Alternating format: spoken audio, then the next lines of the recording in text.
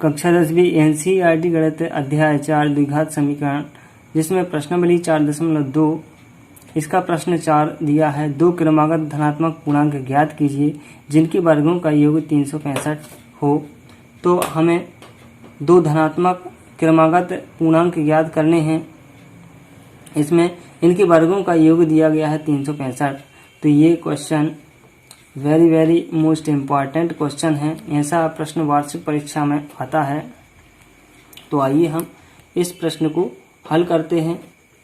प्रश्न 4 देखिए, हम यहाँ पर मानेंगे कि पहला जो पूर्णांक है वह x मान लेते हैं। हम पहला पूर्णांक हमने क्या माना, पहला पूर्णांक बराबर x माना, और दूसरा पूर्णांक क्या होगा, तब दूसरा पूर्णांक क्या होगा, चूंकि जो पूर्णांक दिए गए हैं वह क्रमागत हैं, इसलिए दूसरा पूर्णांक x+1 होगा। अब प्रश्न में कहा गया है कि प्रश्न में क्या कहा गया है, प्रश्न में कहा गया है कि पूर्णांकों के वर्गों का जो योगफल है वह 365 है। तो देखिए, पहला पूर्णांक x, दूसरा पूर्णांक x+1, इसका हम वर्ग कर देते हैं, पहले पूर्णांक का दूसरे पूर्णांक का वर्ग कर देते हैं। और प्रश्न में कहा गया है कि इनका योग, तो हमने इनका योग कर दिया, बराबर 365 है। अब इसको हम सॉल्व कर देते हैं। तो यहाँ x वर्ग धन, यहाँ देखिए, यहाँ हम a और यहाँ b मानेंगे। तो ये एक सर्वसमीका बन जाती है। एक सर्वसमीका क्या होती है, a+b का होल वर्ग बराबर क्या होता है, a वर्ग धन 2ab धन का b वर्ग। ये एक सर्वसमीका होती है। तो x बराबर a और 1 बराबर b हमने मान लिया। तो यहाँ x वर्ग धन 2 × x × 1 धन 1 का वर्ग बराबर 365 हो जाएगा। अब एक x वर्ग है और ये एक x वर्ग है, तो ये 2x वर्ग हो जाएगा, जुड़ेगा। तो इन तीनों का गुणा आपस में होगा, 2 का x से और 1 से होगा, तो ये 2x हो जाएगा। 1 का वर्ग 1 ही होता है। यदि हम 365 का इस साइड पक्षांतर कर देते हैं तो ये ऋण का 365 हो जाएगा और बराबर में यहाँ 0 बचेगा। अब देखिए, 2x वर्ग धन 2x, ये धन का 1 है, ऋण का 365 है, तो ये घट जाएगा 1, तो ये ऋण का 364 बराबर 0 बचेगा।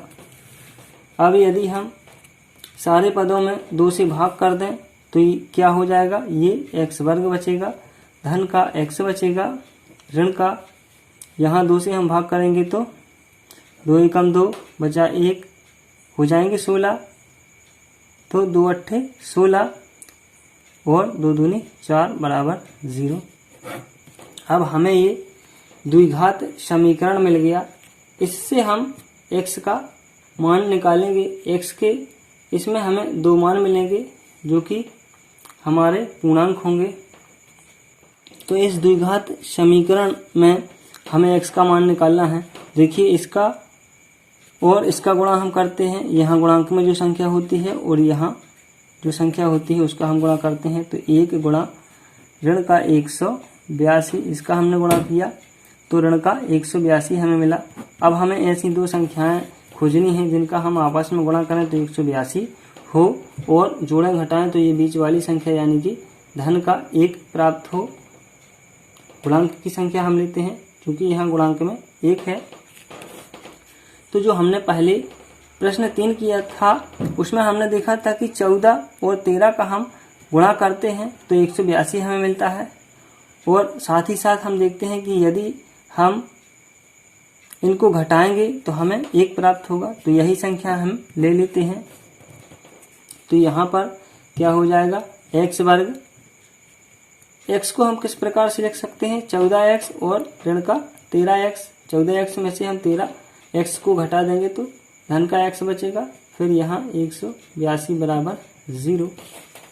यहाँ से हम x उभयनिष्ठ लेते हैं तो x धन 14 बचेगा, यहाँ से हम 13 उभयनिष्ठ लेते हैं तो x धन 14 यहाँ बचेगा। 13 का भाग हम 182 में देंगे तो 14 बार जाएगा बराबर 0। यहाँ हम देखते हैं कि x धन 14 और यहाँ देखते हैं x धन 14 दोनों में है, तो एक बार फिर से हम x धन 14 को उभयनिष्ठ ले लेते हैं। यहाँ क्या बचा x और यहाँ ऋण का 13 बराबर 0। अब देखिए एक बार हम x धन 14 के बराबर में 0 लेंगे और एक बार x ऋण 14 के बराबर में 0। जब हम x धन 14 के बराबर में 0 लेते हैं तब हमें x बराबर ऋण का 14 मिलता है। ये पक्षांतर हो जाएगा 14 का, तो इस साइड आएगा 0 के तो ऋण का हो जाएगा। पक्षांतर में संख्या का चिन्ह पलट जाता है, हमें पता है। और देखिए जब हम x ऋण 13 बराबर 0 लेंगे तब हमें x बराबर 13 मान प्राप्त होगा। तो यहाँ से हमें एक पूर्णांक 13 और एक ऋण 14 मिलता है। ऋण 14 को हम छोड़ देंगे क्योंकि पूर्णांक ऋणात्मक नहीं हो सकते। यहाँ हम x बराबर 13 लेंगे तो देखिए यहाँ से यदि हमने x बराबर 13 निकाल लिया, यानी कि हमारा जो पहला पूर्णांक है वह 13 है।